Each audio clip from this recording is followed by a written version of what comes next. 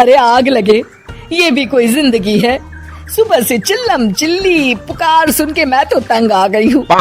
अरे वो भी क्या दिन थे जब मैं गांव में रहा करती थी। पहले बड़ी सुखी थी मैं। पहले मेरी जिंदगी क्या थी और अब क्या हो गई है। शहर में तो लोग भेड़ बकरी की तरह जीते हैं। जीने का असली मजा तो गांव में है। क्यों, क्या हुआ माँ जी? आज गांव की बहुत याद आ रही है आपको? अरे हाँ बहू, शहर का जीना भी कोई जीना है। लोगों की आधी जिंदगी तो सड़कों के ट्रैफिक में निकल जाती है और यहाँ रखा ही क्या है। एक बात कहूँ, दिल्ली शहर अब पहले जैसा नहीं रहा। क्या माँ, जब देखो गांव के गुणगान गाती रहती हो।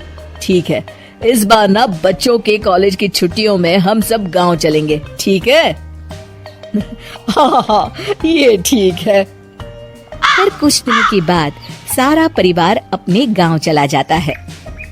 अरे वाह, कितनी ताजी और साफ हवा है, कितनी शांति है यहाँ। चल बहू, अब बढ़िया सा खाना बना दे, मजे से आंगन में बैठ के खाएंगे। सुशीला गांव का माहौल देख बड़ी खुश होती है।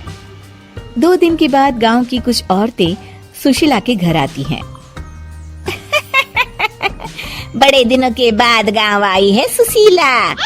हमें तो लगा कि तू शहर जाके गांव को भूल गई। और बतिया, तेरी बहू कैसी है? जरा मिलवा तो उससे। अरे मेरी बहू तो लाखों में एक है। बड़ी किस्मत वाली हूँ मैं जो मुझे जानकी जैसी बहू मिली है।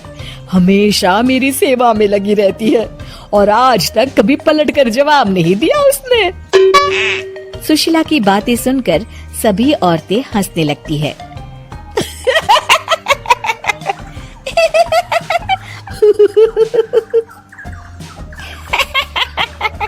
अरे कुछ भी बोले जा रही है। तबीयत तो ठीक है? तेरी बहू चांद से आई है क्या? क्यों बहनों, दुनिया की कोई भी बहू अच्छी होती है क्या? सब औरतें ममता की हाँ में हाँ मिलाती हैं। अरे मैं तो कहती हूँ दुनिया की हर बहू सास का खून चूसने वाली डायन होती है, डायन। मैं तो एक बिल में 1000 सांप के साथ रह सकती हूँ, लेकिन अपनी बहू के साथ नहीं रह सकती। हाँ, तूने सही कहा। मेरी बहू तो तेरी बहू से भी 2 कदम आगे है। सब औरतों की बातें सुनकर ममता मन ही मन बड़बड़ाती है। अरे ये गांव सुधर गया, लेकिन औरतें नहीं सुधरी। अगर थोड़ी देर और इनकी बेवकूफी भरी बातें सुनूंगी तो मैं सच में पागल हो जाऊंगी। फिर सुशीला उन औरतों को घर से दफा कर देती है और राहत की सांस लेती है। अरे बहू, जरा बाम लाके मेरे सर पर तो लगा दे।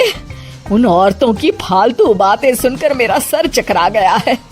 इस गांव की औरतों का तो भगवान ही मालिक है। फिर अगले दिन सुशीला की सास उससे कहती है, अरे बहू, तू यहाँ क्या आराम फरमाने आई है?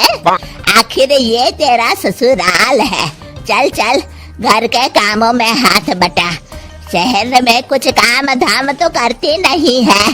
जरा अपने आप को तो देख, कितनी मोटी हो गई है। सारा दिन घर का काम करने के बाद शाम को सुशीला, हाय मेरी कमर, हाय मेरे पैरों ने तो जवाब दे दिया। आज तो मुझसे मक्खी भी न मारी जाएगी। अरे बहू, जरा आकर मेरे हाथ पैर तो दबा दे। जी माँ जी, अभी आती हूँ। तभी सुशीला की सास जानकी को रोकते हुए कहती है, अरे रुक जा बहू, एक दिन काम करके इसको इसकी नानी याद आ गई। हम लोग तो रोज इतना काम करते हैं, कोई जरूरत नहीं इसके हाथ पैर दबाने की।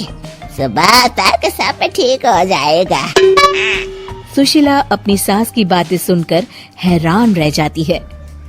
इस तरह धीरे धीरे गांव आने के बाद सुशीला की परेशानी शुरू हो जाती है।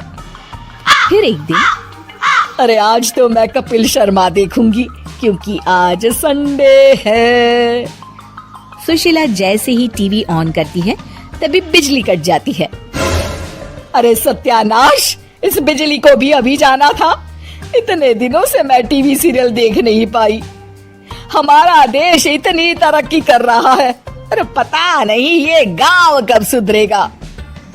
अरे अब तो 2 दिनों के लिए बिजली को भूल जा, ये तो यहाँ रोज की बात है। अब इस अंधेरे में रहने की आदत डाल ले। हाँ हे भगवान, अब क्या होगा? ऊपर से इन मच्छरों ने जीना हराम कर रखा है। दूसरी तरफ घर के काम कर करके और बिना किसी सुविधा के सुशीला तंग आ जाती है और उसे शहरी जीवन याद आने लगता है। क्यों माँ, मजा आ रहा है ना? अरे आपने ऐसी सूरत क्यों बना रखी है?